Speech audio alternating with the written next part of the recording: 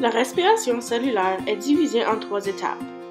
La première étant la glycolyse et transition, la deuxième, le cycle de Krebs, et la troisième, la chaîne de transport d'électrons. En premier, nous avons la glycolyse, que son but ultime est de libérer de l'énergie chimique en oxydant le glucose en pyruvate. Le tout se déroule dans le cytoplasme d'une cellule. Pour débuter, l'enzyme hexokinase transfère un groupement phosphate de l'ATP au glucose afin de le transformer en glucose 6-phosphate. Avec l'aide de l'enzyme phosphoglucose isomérase, le glucose 6-phosphate est transformé en fructose 6-phosphate. La phosphofructokinase transfère un groupement phosphate à l'ATP. Alors, elle investit une deuxième molécule d'ATP. Cela s'agit d'une étape clé de la glycolyse. C'est après cette réaction chimique que le glucose 1,6-diphosphate est créé.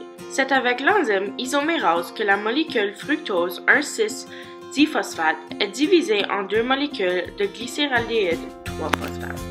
Afin d'être transformé, le sucre est oxydé par le transport d'électrons du NAD+ en NADH plus H.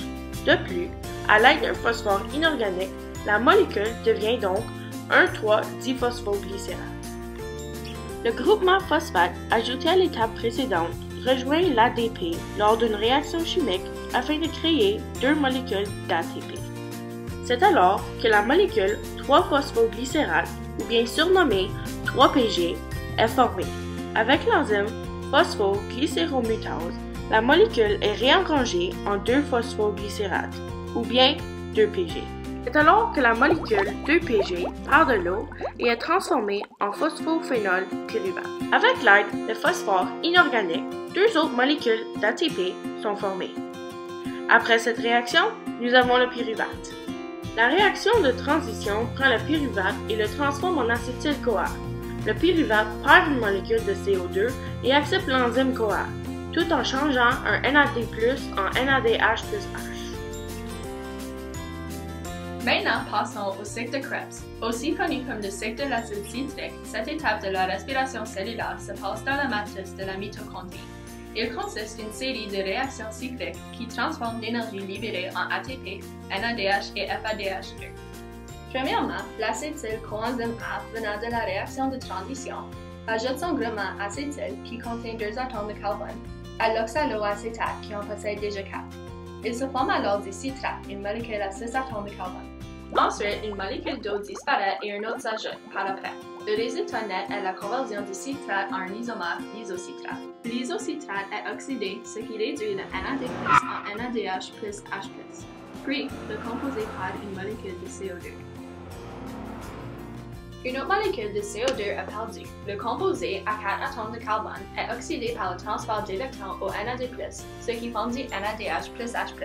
Puis, il se lie à la coenzyme A, ce qui forme du succinyl-coenzyme A. Toutes ces réactions sont possibles grâce à plusieurs enzymes. La coenzyme A est délogée par un groupement phosphate qui s'ajoute à de l'ADP pour former de l'ATP. Par après, 2 atomes d'hydrogène rejoignent la FAD, ce qui forme de la FADH2 et oxyde de succinate en fumarate. L'ajout de l'H2O brise la double liaison du fumarate qui devient du malate. Le malate est oxydé, réduisant le NAD+ en NADH plus H+, et régénérant l'oxaloacétate. Le cycle de Krebs se produit pour chaque 2 molécules de pyruvate venant de la glycolyse. La chaîne de transport d'électrons, c'est la phosphorylation oxydative et se passe dans la membrane interne du mitochondrie. C'est là dans lequel tous les NAD et les FAD produits dans la glycolyse et le cycle de Krebs apportent leurs électrons et leurs ions d'hydrogène. L'ion d'hydrogène est rejeté dans l'espace intermembranaire par la protéine FMN dans laquelle il accumule l'énergie potentielle. Les électrons sont passés à une protéine à une autre par une série de réactions de redox. L'oxygène est le dernier accepteur d'électrons. Il se réunit avec un ion d'H+ pour former de l'eau. L'ion d'hydrogène passe par l'ATP synthétase et transfère son énergie potentielle à l'ADP et à une molécule de phosphore pour créer de l'ATP.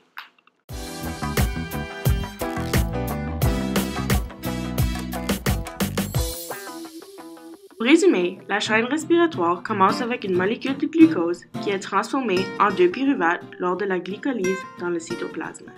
Par la suite, les pyruvates deviennent de l'acétyl-CoA durant la réaction de transition à travers la membrane externe de la mitochondrie. Par après, l'acétyl-CoA enchaîne le cycle de Krebs dans la matrice et le produit se dirige vers la chaîne de transport d'électrons dans la membrane interne. Donc, en ajoutant tous les ATP, NADH et FADH produits ensemble, nous avons un grand total de 36 ATP créés.